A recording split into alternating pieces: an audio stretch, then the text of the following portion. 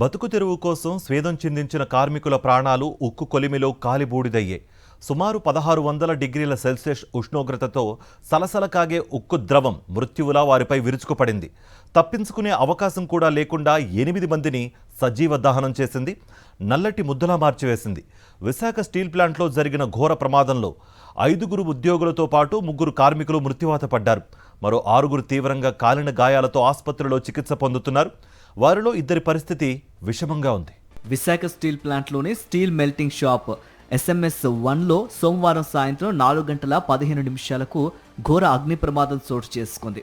100 టన్నులకు పైగా ద్రవపు ఉక్కును మోసుకెళ్తున్న భారీ లాడెల్ నుంచి ద్రవపు ఉక్కు ఒక్కసారిగా పైకి ఎగిసిపడి కుప్పకూలిపోయింది. దీంతో అందులో ఉన్న సలసలా కాగే ఉక్కు ద్రవం నేలపై చెల్లాచెదురుగా పడ్డంతో పెను ప్రమాదం సంభవించింది. లాడెల్ నుంచి ద్రవం తుల్లిన వేగానికి ఉక్కు ద్రవం వేడికి అక్కడ ఉన్న భారీ క్రేన్ పూర్తిగా దగ్ధమైంది. ఆ ప్రాంతమంతా క్షణాల్లో మంటలు వ్యాపించడంతో ప్లాంటు ఒక్కసారిగా అగ్నిగుండంలా మారింది. దేశంలోని ఏ స్టీల్ ప్లాంట్లోనూ ఈ తరహా ప్రమాదం సంభవించలేదు. లాడెల్ నుంచి ద్రవపు ఉక్కు లీకై ప్రమాదాలు జరిగేవి. కానీ ఈసారి లాడెల్ నుంచి ద్రవపు ఉక్కు చిచ్చుబుడ్లా ఎగిసిపడింది. బ్లాస్ట్ ఫర్నెస్ విభాగంలో తయారైన హాట్ మెటల్ను లాడెల్లో SMS విభాగానికి తరలించి వివిధ రకాల రసాయన చర్యల ద్వారా ద్రవపు ఉక్కును తయారు చేస్తారు. ఇందులో భాగంగా మధ్యాహ్నం బి షిఫ్ట్ CCD మిషన్ 2పై లాడెల్ను సిద్ధం చేశారు. స్టీల్ ప్లాంట్ SMS-1 విభాగంలో సుమారు 9 మీటర్ల ఎత్తులో ఉండే CCD సెక్షన్లో లాడెల్ను రొటేట్ చేస్తుండగా అందులో ఉన్న సుమారు 150 టన్నుల ద్రవపు ఉక్కు ఒక్కసారిగా పెద్ద విస్ఫోటనంతో పైకి ఎగిసింది.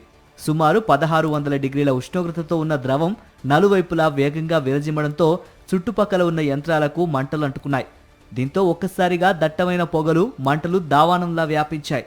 వివిధ విభాగాల్లో విధులు నిర్వహిస్తున్న ఉద్యోగులు, కాంట్రాక్ట్ కార్మికులు ఆ మంటల్లో చిక్కుకుపోయి గాయాల పాలై హాహాకారాలు చేస్తూ మంటల్లో నుంచి అతి కష్టం మీద బయటకొచ్చారు.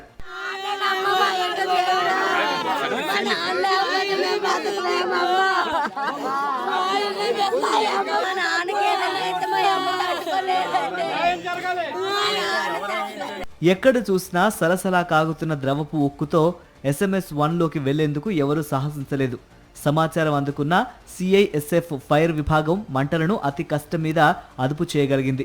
మంటల్లో ముద్దగా కాలిపోయిన వారిని గుర్తించడం కష్టసాధ్యంగా మారింది.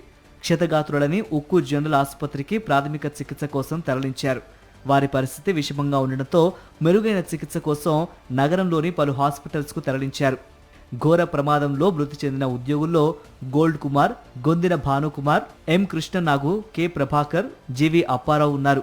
అలాగే అసూరు బాసిన కాంట్రాక్ట్ కార్మికుల్లో నక్కా వెంకటరమణ, త్రినాథ్ N అప్పలరాజు ఉన్నారు.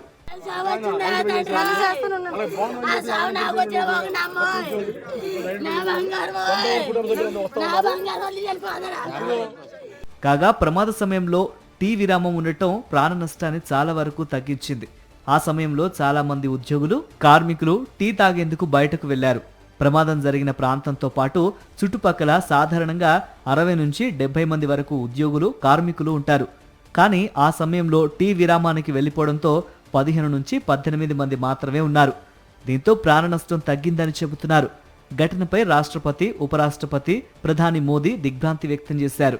ప్రమాద ఘటనపై సమగ్ర విచారణ చేపట్టాలని సీఎం చంద్రబాబు ఆదేశించారు. మరిన్ని అప్డేట్స్ కోసం ఛానల్ను సబ్స్క్రైబ్ చేయండి. నోటిఫికేషన్స్ కోసం బెల్ ఐకాన్ పై క్లిక్ చేయండి.